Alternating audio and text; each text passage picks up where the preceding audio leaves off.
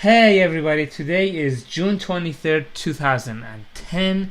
It's 9:46 p.m. Mountain Standard Time, and as you may already know, on June 21st, 2010, 2 days ago, Apple released iOS 4, which is the latest version of their mobile operating system for the iPod Touch, iPhone, and the iPad, coming this September for the iPad, or I should say this fall. Anyways, on my 32GB third generation iPod Touch, I put iOS 4 as soon as it came out, so I upgraded the operating system. And this video is going to be a very basic run through of the iOS 4. And now that I've had a couple of days to play with it, what I think about it and what I've learned about it so far. So let me just turn my iPod on and sign in.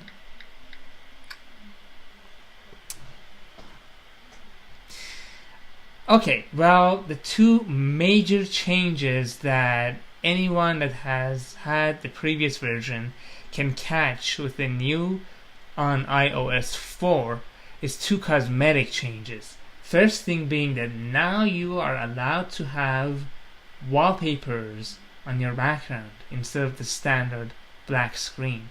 And here what you're seeing is a picture of my MacBook Pro taken at night with the keyboard being lit. The second change is that the dock on the bottom of the screen is actually now a 3D glass dock, just like the Mac OS X dock on Apple computers, whereas before it was a flat panel down there. Alright, now let's get to the wallpaper and how it's actually done. Go to Settings. Go to Wallpaper, gives you a few choices here.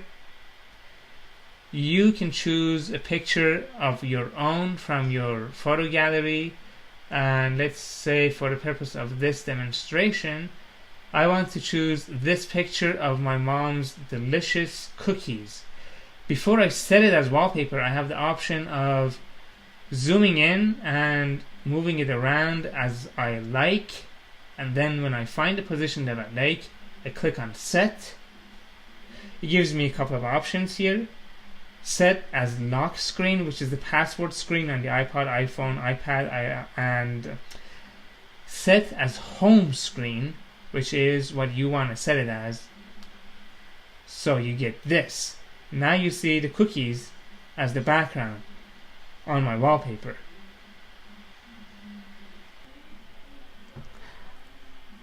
Another thing I want to talk about is the multitasking option. And personally, I have a problem with the way Apple has done it.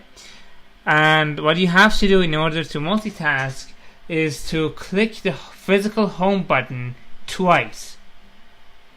And my problem is that, knowing myself, and a lot of people like me who are not satisfied with just doing one thing at a time and are kind of bored with that and would like to multitask all the time, they're going to keep clicking this thing all the time. And after a while, it's going to wear out the physical home button, may even break it or make it stuck. So I honestly think Apple should have done an on-screen software option. You could have tapped something on the screen to bring out multitasking. Let me show you how it works. Let's say you want to multitask. You double click, and let's say for the purposes of this demonstration, you want to listen to the NPR hourly news.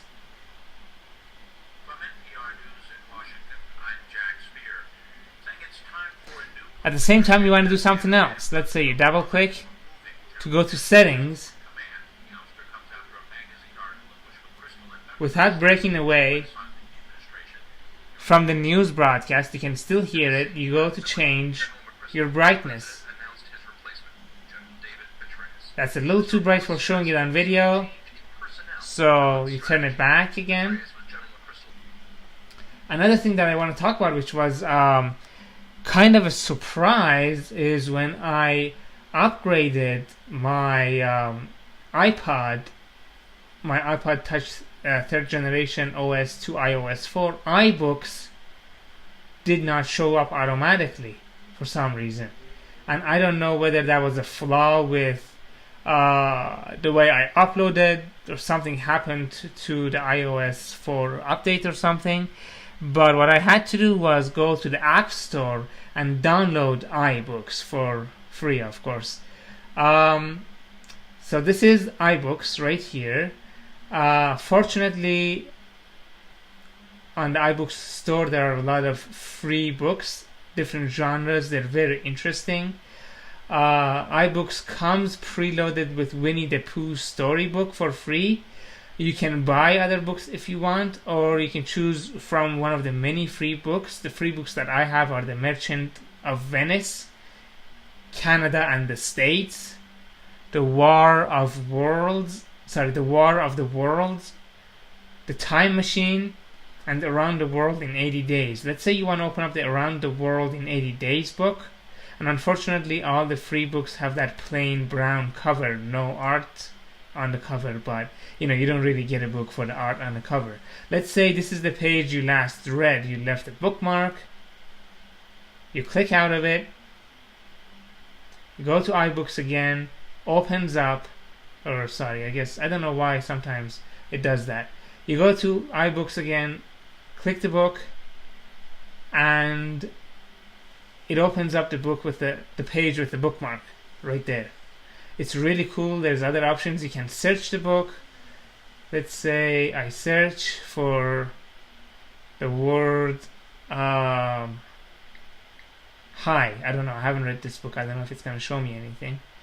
Oh, there you go. There's all the pages with hi in it. The next thing that I want to talk to you guys about is a really nice feature that I like in the emails, and that is the unified email box. You have your individual accounts, Gmail, Windows Live, Yahoo you can click, but the unified email box gives you all those emails from all those accounts all in one place, which is really cool. And it also gives you threaded messages. Now, the next thing I want to talk to you guys about is the fact that most of you probably take your iPhone or iPod Touch into bed with you to play a game or read a little something on the web before you go to bed, and as you toss and turn from side to side, it really bugs you that your screen actually turns without you purposely turning your iPod or iPhone. So, again, if you want to stop that, there's an option. You have to double click the home button, go all the way this way until you see this icon. Click it and it locks in portrait mode only. Unfortunately, you can't lock in landscape mode. Unclick it again and click it again.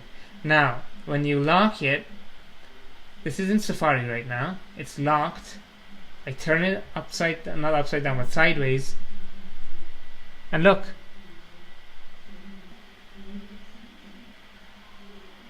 One last thing that I want to talk about, it's a really neat feature for people who are interested in organizing their applications on their iPod Touch or iPhone, and it's called folders. I'll give you a quick example.